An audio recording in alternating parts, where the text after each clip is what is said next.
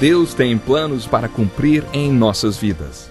Essa é a mensagem de toda a Bíblia e é isso mesmo que estamos estudando aqui no Encontro com a Palavra, escrito pelo pastor Dick Woodward e narrado pelo pastor Edson Bruno. Fique atento a mais um programa que o Ministério Cooperativo Internacional leva a você. Com você agora, pastor Edson Bruno.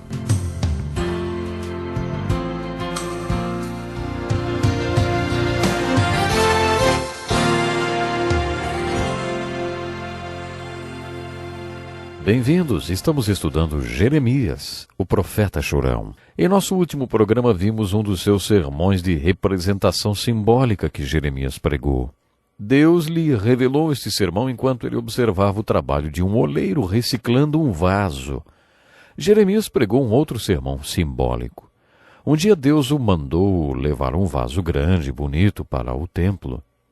Quando ele chegou ao templo, todos o observavam, inclusive os escribas, os anciãos e sacerdotes. Jeremias pegou aquele vaso bonito, que deveria ser caro, e o espatifou no chão. Imagine! Foi o maior estrondo que tenho certeza todo mundo ouviu. Uma vez fui para um programa dos Jovens para Cristo e um estádio ouvir um pregador que era contra o uísque e bebidas alcoólicas. Esse pregador estava falando toda sorte de coisas contra a bebida e fez uma da qual não vou mais esquecer. Ele estava segurando uma garrafa de uísque e, num dado momento, espatifou a garrafa no púlpito. Sabe, voou uísque e vidro para todo lado. Nunca vamos esquecer disso. Foi uma ilustração e tanto. Jeremias achou que iria impressionar as pessoas espatifando aquele vaso no chão. Depois ele fez uma aplicação. No capítulo 18, quando ele fez o sermão do vaso reciclado, ele disse: "Isso representa vocês que se renderão ao rei Nabucodonosor e irão para a Babilônia. 70 anos depois, vocês voltarão como um vaso novo. É isso que Deus quer." Quando ele jogou aquele vaso no chão, fez outra aplicação. Vocês estão enfrentando o rei Nabucodonosor como fez Zedequias, e estão se rebelando contra os babilônicos, e se recusam a se entregar. Vocês serão esmagados, como fiz com este vaso. Não haverá conserto nem retorno. Acabou para vocês. Vocês serão mortos. O povo de Judá odiava Jeremias por causa do sermão do vaso espatifado. Terminamos o último programa falando sobre a aplicação do primeiro sermão de Jeremias, o sermão do vaso reciclado. Seu segundo sermão é sobre o vaso que foi espatifado no templo. E a aplicação que fazemos destes dois sermões é a seguinte: há momentos em que todos nós que cremos em Jesus enfrentamos problemas, porque todos nós, tal qual ovelhas, nos desviamos, cada um de nós se volta para o seu próprio caminho, e temos vivido as consequências de sermos como ovelhas. No livro de Provérbios, Salomão diz que todos nós viveremos o terror do caminho que escolhemos. Deus usa as consequências das nossas escolhas para nos ensinar. É assim que crescemos. Algumas de nossas experiências deixam cicatrizes permanentes.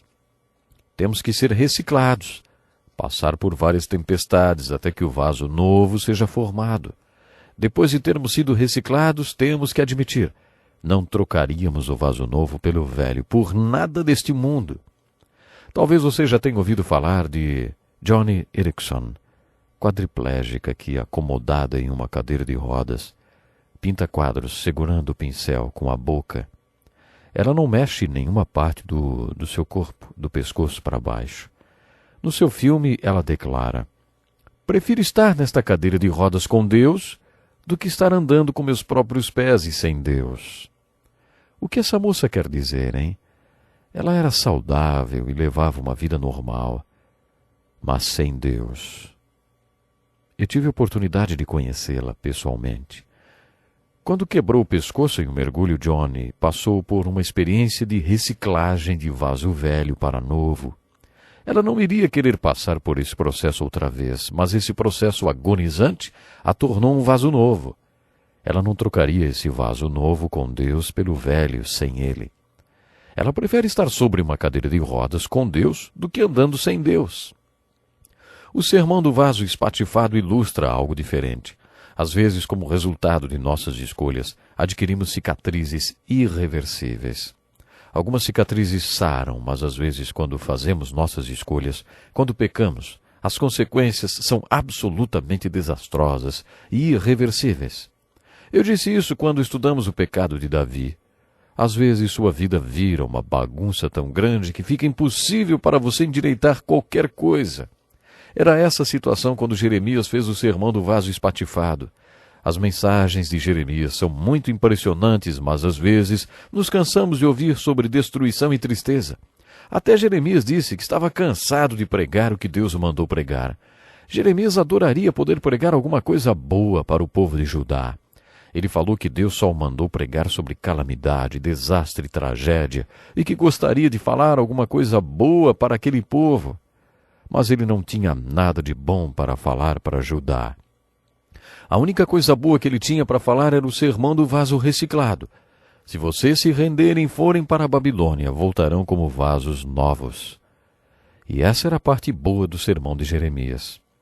Quando Jeremias começou a pregar sua mensagem de esperança, como Isaías fez, ele entrou nas profecias messiânicas. Em vários trechos ele vai além do retorno do cativeiro babilônico e fala sobre a vinda do Messias, que é a grande esperança, não só para Judá, mas para todo o mundo. Você observará que existe o mesmo padrão nas profecias messiânicas de Isaías e de Jeremias. Jeremias tinha pregado a mensagem: se o meu povo, que se chama pelo meu nome, se humilhar e orar, buscar a minha face e se afastar dos seus maus caminhos, dos céus o ouvirei, perdoarei o seu pecado e curarei sua terra. Como o povo não ouviu sua pregação, ele sabia que teria que pregar que o cativeiro estava se aproximando. Jeremias fez muitos sermões para os que seriam levados cativos para a Babilônia.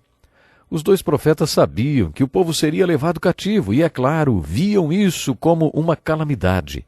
Se não fosse pelas pregações de Jeremias, eles não teriam esperança alguma.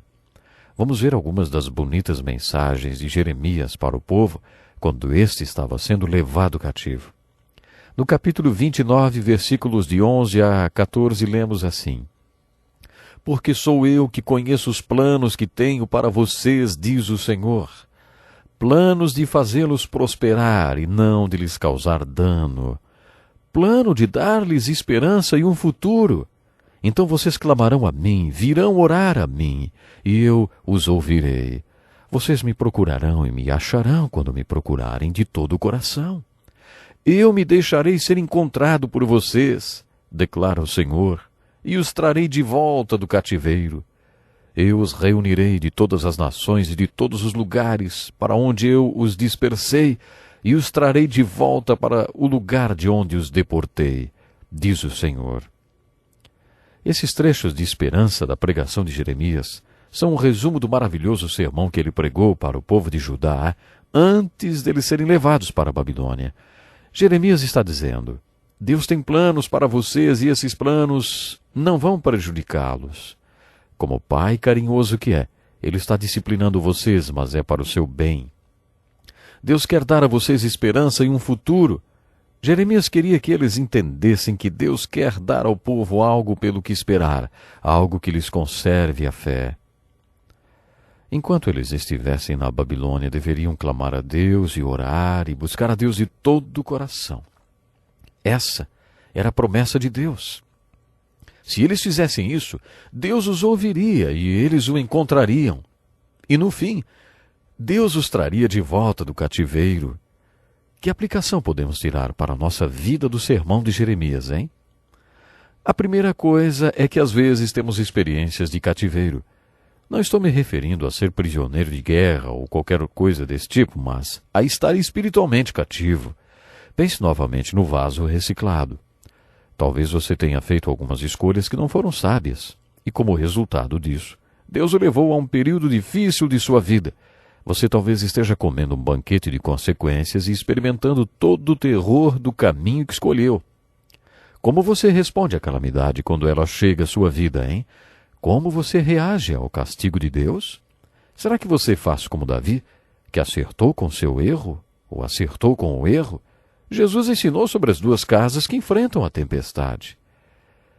Uma casa cai, mas a outra fica firme. A outra fica firme. A que ficou firme tem um fundamento que a outra não tinha. O que é esse fundamento, hein?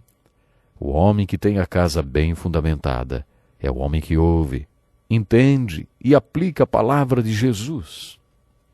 Isso significa que quando a tempestade vem sobre sua casa, ele responde com o fundamento da palavra de Deus. Jeremias disse ao povo que eles iriam para o cativeiro e que aquilo era irrevogável, eles não podiam evitar. Ele profetizou disposto a sofrer todo tipo de provação e perseguição por causa da sua mensagem. Ele acreditava em sua própria pregação porque ela tinha vindo de Deus. Todas as profecias de Jeremias se cumpriram. Os falsos profetas odiavam Jeremias. Jeremias deu outra mensagem simbólica usando um daqueles jugos de madeira que se coloca no boi para arar a terra. Ele colocou um desses jugos sobre si e pregou mais uma vez. Assim diz o Senhor dos Exércitos, o Deus de Israel: porei um jugo sobre o pescoço de todas essas nações, para fazê-las sujeitas a Nabucodonosor, rei da Babilônia, e elas se sujeitarão a ele. Ananias, um dos falsos profetas, desafiou Jeremias com um jugo quebrado nas costas. Assim diz o Senhor dos Exércitos, Deus de Israel: quebrarei o jugo do rei da Babilônia. Em 2 anos trarei de volta a este lugar todos os utensílios do templo do Senhor que Nabucodonosor, rei da Babilônia, tirou daqui. Ele desmentiu Jeremias dizendo que o cativeiro não duraria 70 anos. A isso Jeremias respondeu: escute, Ananias, o Senhor não o enviou, mas assim mesmo você persuadiu esta nação a confiar em mentira. Por isso assim diz o Senhor: vou tirá-lo da face da terra. Este ano você morrerá, porque pregou rebelião contra o Senhor. 2 meses depois, Ananias morreu. Tudo que Jeremias e outros profetas do Senhor profetizavam acontecia. A profecia deles era cumprida ao pé da letra. Isso provava que eram profetas verdadeiros. Uma das cenas mais dramáticas do livro de Jeremias é quando a cidade está sendo derrubada e o rei Zedequias manda chamar Jeremias 2 vezes. Jeremias estava preso em uma cisterna por causa de tudo que tinha pregado. O rei sabia que Jeremias era um profeta verdadeiro e em segredo lhe perguntou: há alguma palavra da parte do Senhor? Jeremias respondeu: você será entregue nas mãos do rei da Babilônia. Ele não mudou sua mensagem e tudo que ele pregou se cumpriu. Há uma mensagem aqui para nós. Deus tem um plano para a nossa vida, mas precisamos nos render a Deus enquanto há tempo. Há um plano de esperança e um futuro melhor para todos nós. Até o próximo programa.